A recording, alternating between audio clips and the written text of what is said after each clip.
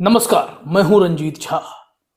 Supreme court के जिस justice को आगे कर तत्कालीन सीजेआई डीवाई चंद्रचूड़ ने मोदी जी का साथ दिया था और केजरीवाल को बड़ा झटका दिया था, उस जज के सब्र का बांध टूट गया है। उन्होंने आज दिल खोलकर बता दिया कि कैसे स्वायत्तता की कमी और राजनीतिक हस्तक्षेप ने पूरी तरीके से सिस्टम को बेपटरी करने का काम किया है। अब आप सोचेंगे कि हम किस जस्टिस की बात कर रहे हैं, तो आपको याद होगा जस्टिस नरसिम्हा, इन्होंने ही एक जजमेंट ऑथर किया था, जबकि उस बेंच में चंद्रचूड़ साहब खुद केस को लीड कर रहे थे, एल्डरमैन केस, जिसमें यह तय करना था सुप्रीम कोर्ट को कि क्या जो एलजी साहब हैं वो अपने मन से जो दिल्ली नगर निगम है उसमें 10 पार्षदों की नियुक्ति कर सकते हैं। उसके लिए क्या उन्हें दिल्ली की चुनी हुई सरकार से सलाह मशविरा करने की कोई जरूरत नहीं है। अब ऐसे में सुनवाई लंबी चली थी, फैसला 2023 में सुरक्षित रख लिया गया था। लंबे समय तक इंतजार के बाद ही फैसला आया, इसी साल आया था 2024 में, और वह फैसला हैरान करने वाला था। और सबसे बड़ी चालाकी यह थी कि उस फैसले में चंद्रचूड़ साहब पीछे खड़े हो गए और जस्टिस नरसिम्हा को आगे कर दिया कि भाई इसमें जो फैसला है वो मोदी जी के फेवर में, एलजी के फेवर में है, तो नाम आप अपना लगा लो, मैं पीछे हो जाता हूं। क्योंकि चंद्रचूड़ साहब पहले खूब आलोचना करते थे कि ये कैसे हो सकता है, एलजी फिर तो लोकतंत्र के सिस्टम को ही डैमेज कर देंगे, बड़ी बड़ी बातें करते थे। अब द हिंदू के हेडलाइन को देखिए, हम दिखाते हैं, उसके बाद पहले सीधे सीधे आ जाएंगे हम कि नरसिम्हा साहब ने क्या क्या कहा है।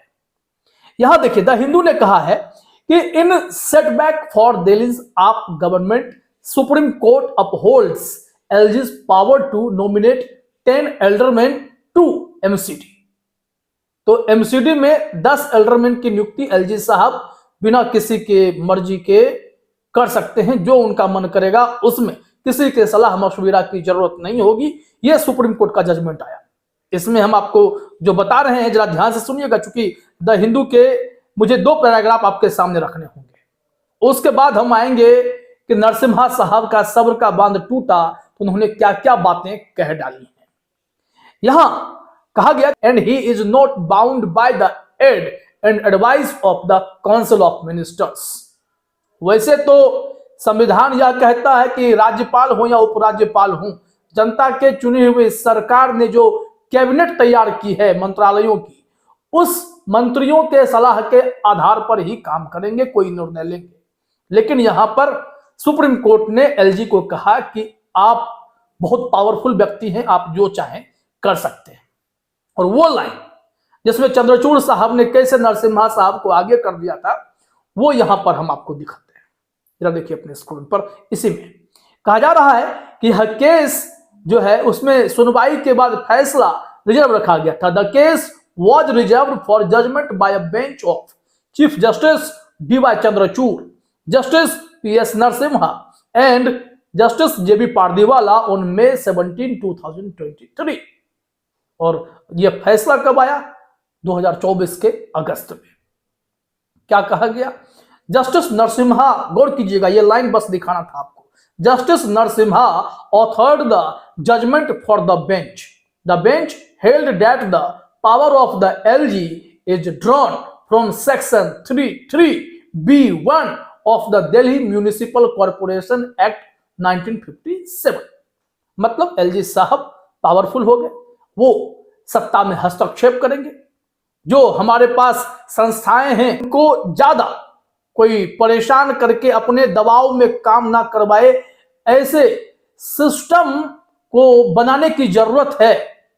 जब यह बातें नरसिम्हा साहब कहते हैं तो उससे पहले उन्हें यह फैसला याद आ रहा होगा जिसमें चंद्रचूड़ साहब ने उन्हें आगे करके कह दिया था कि आप एलजी के पक्ष में खड़े हो जाओ। अब हम दिखाते हैं कि उन्होंने क्या क्या कह दिया।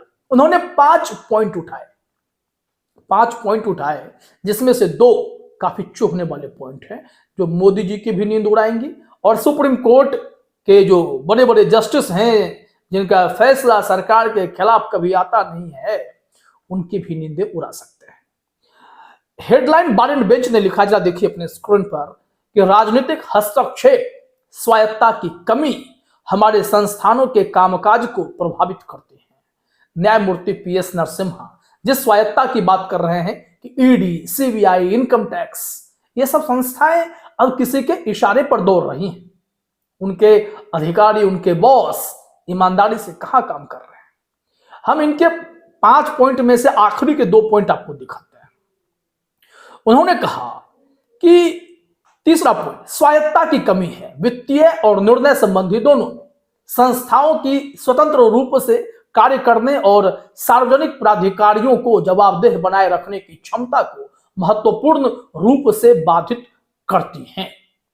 यह पॉइंट समझिए। तीसरा पॉइंट जो कहा जा रहा है कि यह स्वायत्ता की कमी इसलिए है कि चाहे चुनाव आयोग में आप यस मैन की नियुक्ति कर देते हैं, फिर वो जब निर्णय लेंगे तो अपने विवेक से क्या वो निर्णय लेते हैं, यह एक बड़ा सवाल हो जाता है। दूसरा पॉइंट इसमें यह उठता है कि फिर चाहे ईडी, सीबीआई, इनकम टैक्स या फिर ऐसी तमाम संस्थाएं जहां पर अब सत्ता ने अपना आधिपत्य जमा रखा हो, वहां के अधिकारी कैसे निर्णय लेंगे। अगर वो किसी के दबाव में निर्णय लेंगे तो फिर गुणवत्ता उस फैसले की, उसकी जवाबदेही बेहद ही कमजोर हो जाएगी। यहां उन्होंने कहा कि एक और गंभीर पॉइंट, फिर हम उस पर आते हैं जहां वो हस्तक्षेप, जजमेंट में हस्तक्षेप की बात करते हैं, राजनीतिक हस्तक्षेप की बात कर देते हैं। यहां देखिए चौथा पॉइंट में कहा गया है कि प्रवर्तन विफलताओं, जो इन्फोर्समेंट हमारे हैं, उनकी विफलता एक गंभीर चुनौती है, क्योंकि जो संस्थागत इस वक्त निर्णय आ रहे हैं, उस निर्णय में जो उस संस्था का हेड है वो उसे स्वयं निष्पादित नहीं कर रहा है, मतलब उसके फैसले भी कहीं ना कहीं प्रभावित होकर आ रहे हैं। और यहां उन्होंने साफ कहा, निर्णय प्रायः स्वयं निष्पादित नहीं होते तथा क्रियान्वयन के लिए बाह्य सहयोग पर निर्भर रहते हैं। एक्सटर्नल सहयोग कौन है भाई? ये किसकी ओर इशारा कर रहे हैं?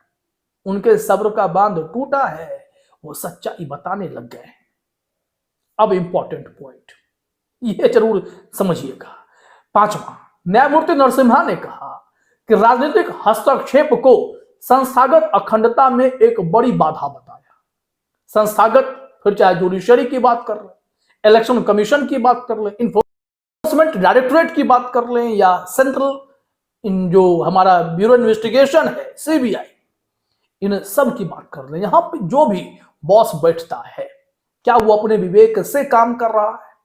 उन्होंने कहा, इंक्लूडिंग जुडिशरी, कि राजनीतिक हस्तक्षेप के कारण जो संस्थागत अखंडता होनी चाहिए वो अखंडता बाधित हो जाती है, वहां पर परेशानी खड़ी हो जाती है। उन्होंने कहा, उन्होंने संस्थाओं को अनुचित प्रभाव से बचाने के लिए शीर्ष पर बैठे लोगों की नियुक्ति, निर्णय लेने और हटाने की प्रक्रियाओं में सुरक्षा उपायों की वकालत की है। ये लाइन आप समझ गए होंगे कि आप यस मैन की नियुक्ति करके आप चाहते हैं कि देश में हम एक छत्र राज स्थापित कर लें, वो संभव नहीं है। उन्होंने कहा कि चाहे फिर वो सुप्रीम कोर्ट में या हाई कोर्ट में जजों की नियुक्ति का मामला हो, या चुनाव आयोग में चुनाव आयुक्तों की नियुक्ति का मामला हो, या अलग अलग ऐसे संवैधानिक संस्थाओं में बड़े बड़े अधिकारियों की नियुक्ति का मामला हो, उसमें पारदर्शिता हो, राजनीतिक हस्तक्षेप बिल्कुल ना हो। एक ऐसा सिस्टम बने जहां पर इन लोगों की नियुक्ति निष्पक्ष हो और वो काम देश हित में करें, ना कि किसी पार्टी हित में करें। जस्टिस नरसिम्हा के सब्र का बांध टूटना तो तय था, सो टूट गया।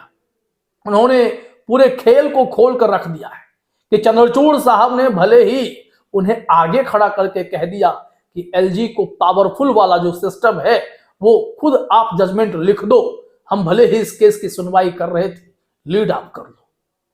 और ऑथर उन्होंने किया तो पूरे का पूरा जो आलोचक समाज है नरसिम्हा जी के पीछे भी पड़ा कि आपने सर ये क्या कर दिया।